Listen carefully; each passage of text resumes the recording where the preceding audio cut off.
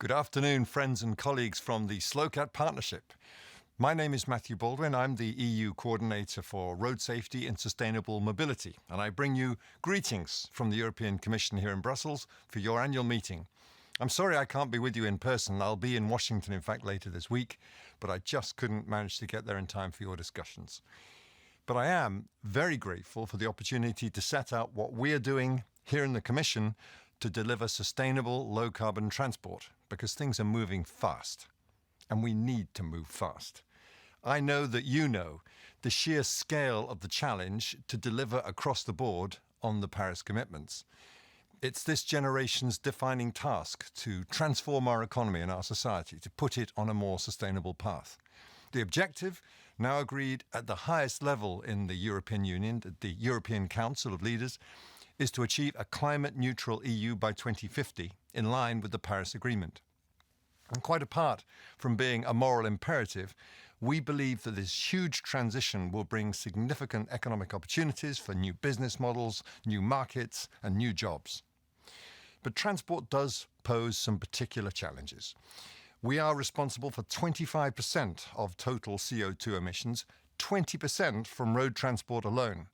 We are the only sector with growing emissions. By 2030, we will be the number one CO2 producing sector, a dubious accolade. Back in 2011, we pledged to reduce carbon emissions from transport by 2050 by 60% from 1990 levels.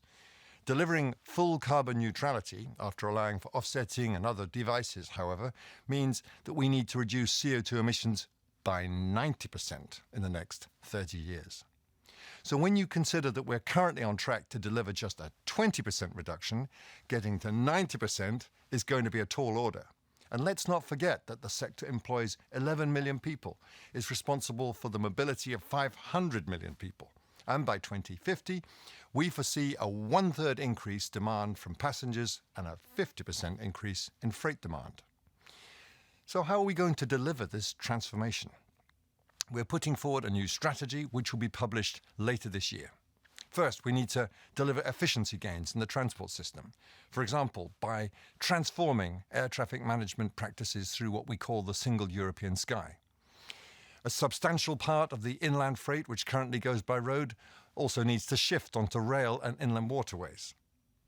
We need to decarbonize transport fuels, rapidly advancing the use of sustainable alternative fuels in all modes. And please note, not by pushing just one alternative fuel, but all of them. Electricity, obviously, for rail and passenger cars and other light-duty vehicles. Hydrogen for heavy-duty vehicles, and perhaps also inland shipping and some rail. Biogas and e-gas for shipping. Biofuels and e-fuels for aviation. We can't do this on our own, of course. Transport will have to interact with other sectors that also need to decarbonize, such as home heating and industrial use. And we'll be competing for sustainable fuels and for the electricity generated from renewable sources, which is essential in the production of many alternative fuels, such as hydrogen. And last but not least, we'll have to ensure that the right policies are in place to deliver the quality, availability and distribution of alternative fuels, as well as the right mix of obligations and incentives for the transport industry and our consumers to literally buy into the policy. Let me give you some examples of things we're looking at here. Fossil fuel subsidies will have to end, and we'll be looking closely at existing tax exemptions for aviation and maritime fuels and how best we can close these loopholes. We're going to propose extending emissions trading to the maritime sector, and we're going to reduce free allowances for airlines, in both cases coordinating our actions at the global level. And we're also looking at bringing emissions trading also to road transport. In any case, we'll propose lower CO2 limits again for cars and vans. And we're going to make it much easier to use new alternative fuels. We are pledged to add 1 million public recharging and refueling stations across the EU for the 13 million zero and low emission vehicles we expect to see on European roads in the coming years. So there's lots going on, as there needs to be.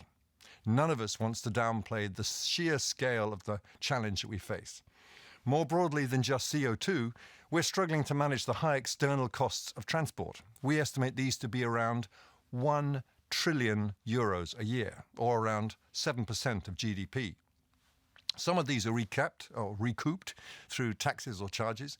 Most of them are not. More than 400 billion euros, in fact, is the external cost of greenhouse gas emissions, air and noise pollution, and habitat loss. Road congestion accounts for another 300 billion, and the cost of road crashes, another 300 billion. But what's exciting to me is that what it suggests in terms of policy. If we can sharply reduce our over-reliance on the private car in cities through more extensive use of road pricing, for example, we can immediately start to tackle all of these principal areas of external cost which transport is currently imposing on the rest of society. Ladies and gentlemen, transformation is an overused word, and I've overused it myself in this short speech. But that's exactly what we need to deliver and what we plan to deliver for transport and mobility in the European Union. So thank you for your attention.